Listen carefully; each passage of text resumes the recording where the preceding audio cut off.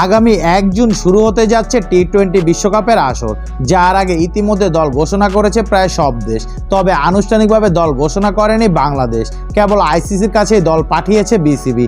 তবে কেমন হতে পারে টাইগারদের বিশ্বকাপ দল, যা নিয়ে চলছে জল্পনা কল্পনা। অধিনায়ক নাজমুল হোসেন শান্ত অবশ্য আভাস দিয়েছেন কিছুটা। আজ থেকে শুরু হতে যাচ্ছে জিম্বাবুয়ের বিপক্ষে টি-20 সিরিজ। তার আগে চট্টগ্রামে সংবাদ সম্মেলনে বিশ্বকাপ দল প্রসঙ্গে শান্ত বলেন, শ্রীলঙ্কার বিপক্ষে যে সিরিজটা খেলেছি আর ওই সিরিজে যে দলটা আছে, বিশ্বকাপে বেশিরভাগ খেলোয়াড় ওখান থেকে যাবে যদি সবাই সুস্থ থাকে।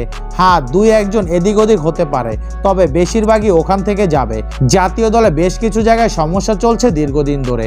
ওপেনারদের ব্যাটে রান খরা ছিল, ফিনিশার রোল জাকির আলী অনেকবার রিশাদ হোসেন আসার আগে ভুগতে হয়েছিল অনেক দিন।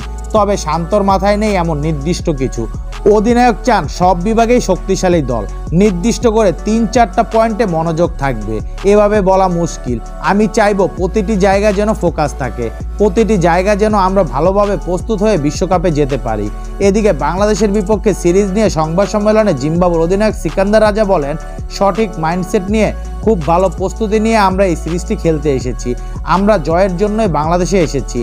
আপনার প্রশ্নের উত্তর দিতে গিয়ে যদি বলি ৩-০, ৪-০, ৫-০ ব্যবধানে জিতব, ব্যাপারটা বাংলাদেশের প্রতি অসম্মান করা হবে।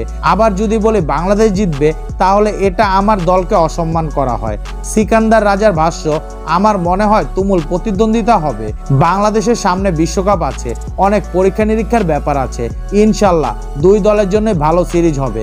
বাংলাদেশ শ্রীলঙ্কার কাছে সবশেষ সিরিজ হেরে গেলেও একটি ম্যাচ জিতেছিল। তাদের দলে ব্যাটিং ইউনিটের অনেক গভীরতা আছে। রিয়াদ ভাই ভালো খেলছে, জাকির ভালো খেলছে, তরুণরাও ভালো খেলছে।